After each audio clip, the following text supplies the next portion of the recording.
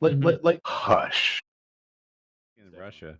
And speaking of firearms, and honestly, Kyle, I actually really did miss FPS Russia last week.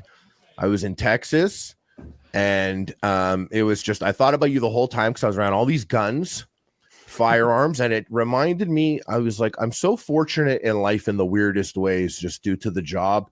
And one of the ways I was like fortunate just being a guy from Montreal, and you know, not many people know a guy like you. Like when I went to your house, it was like, you gave me guns and you were like, point that way. And I shot guns. Yeah. Like I shot like a Desert Eagle. I shot the shotgun. You know, you took me to shoot that automatic Glock and he gave it to me. You're like, try and hold it straight. And that was like the instructions. And I was that's like, that's a solid safety briefing though. Like if you do keep it pointed that way, you're going to solve most of your problems. Somehow when I was holding it though, I thought for sure that the recoil was going to do this really quickly and have the gun pointing at my own face. In my brain, I was like, that's what's going to happen. I just knew that you're a big dude. And I think I've always thought, like, whenever I've hung out with you, I always think, like, this is not the guy I have to be like, oh, and put your hand under it. like, oh, yeah, and make sure you're right. Like, you know, stand up Plant straight. your feet firmly. Like you're so fucking big. You look like a fucking, like, athlete, fighter, like, professional athlete kind of guy when I meet you. So I'm like, so I'm giving you maybe more credit than I should. I'm like, you were. I'm going to walk Tyler through the safety speech. Here's your AR. Tyler, very careful now. These are deadly weapons. He's over.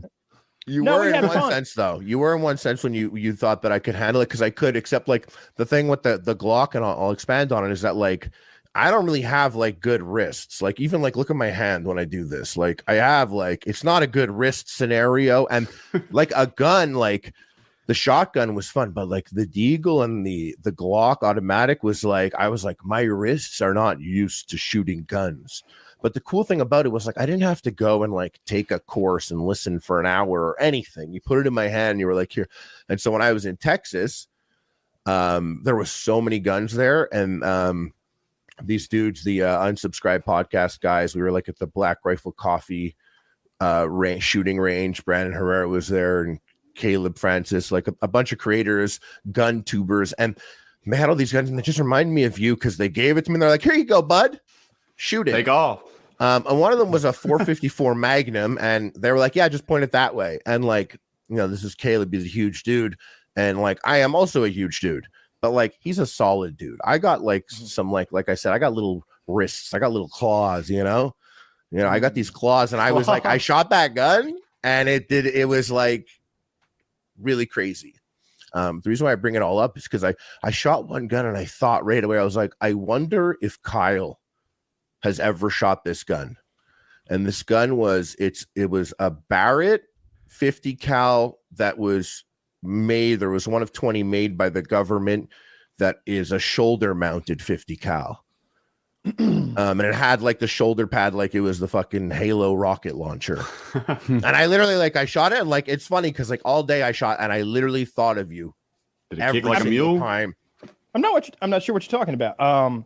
It's like a Barrett sniper rifle, but it was like and there's a bunch that were made like on apparently after the fact, but there was 20 officially made, and it's like a shoulder, it goes on your shoulder. And like on top there. of it? Yeah, and it's not like against it. Does it go on top and in front? I'm picturing something with a curve. Like a hook, sort of? Yeah. Pass 12 has a stock like that. It goes on your shoulder, and you're supposed to just like hit a helicopter with it. All right, this is... And okay, we here. may be a little confused somewhere. I got you right here. What the fuck is that? Is that all it? right? No. I was very confused because I didn't know such a thing existed. Who is shooting at helicopters with a 50 BMG? Who was this made for? What's a 50? What's a 50 BMG? That's a 50. The caliber. Let's take out a helicopter. It's the kind of bullet that it shoots. I mean, anything will take out a helicopter if you hit the guy flying it. What is this for? Well, but Kyle, as you know, here I sent these 50 I sent cals this. are kind of for taking out equipment.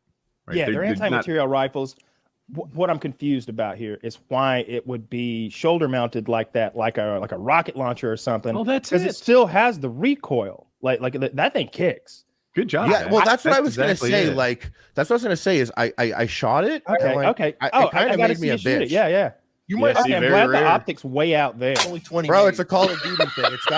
It's got a red dot and like a foregrip halfway up the gun. It just felt like lean into it, Harley. I know. I shoot it like a bitch. Bro, your face right now. I shoot it like a bitch. No. You shoot it fine because I bet that hurt. Look at your arms, ever though. done that to my Jesus, body. Harley. You got two more. I should shoot it again. Yeah, you have to shoot it. You should. Harley looks like a strong Dr. Disrespect. Oh, that one was worse. Dr. Disrespect looks like a strong Dr. Disrespect. Dr. Disrespect's pretty strong, but Harley is like the after picture for well, maybe someday they'll Lean forward. find out who's real. There you go. There you go. Hero pose. Golly. You did all that real well. I've never seen that, never heard of that. Don't know why that exists. That's crazy. When you showed me the picture, I thought it was a joke gun. Clearly, it has a purpose because they built it.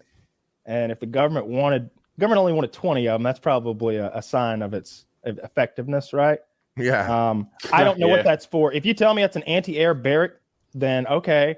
But it just seems like such a piece of shit that nobody would ever want to haul that out. Because it's like a Call of Duty loadout. The United States has tons of things you throw on your shoulder and shoot at helicopters, right? That work. You'd have to be such a badass to use that and hit a moving helicopter. I'm not saying it's impossible. You fly them around all day. I'm gonna shoot a couple down. All right, it's gonna happen. But like that's not the way. The official military. Way. They're like, oh yeah, how do we deal with this? Oh, this is the official way to deal with that. Is the most efficient, cost efficient, manpower efficient. Shoot a round that aims itself. That thing right there. There are rounds that aim themselves now. By the way, I guess I was talking about fucked like my body up. I'm talking that thing fucked my body up. It sent like that thing shook my bones and like humbled me. And I realized like touching guns, but touching guns, I realized like guns it's like a man thing in the sense that like fine motorcycles are. Okay, there you go. And cars, like, I'm just saying, those are like manly things. You want to take care of your stuff, and you want to operate. Like, you got to have strong thumbs. You got to mean what you're doing. You got to have man hands to like do gun stuff. I never thought I had. I don't think I have those. I think you got to know where to squeeze and how to squeeze and all that stuff, and when it's okay to let it give you some recoil and when you're supposed to be controlling and absorbing. And I don't know. I started shooting from such an early age. I don't know how to teach that. And I hear people talk about what you're talking about. And I don't get it.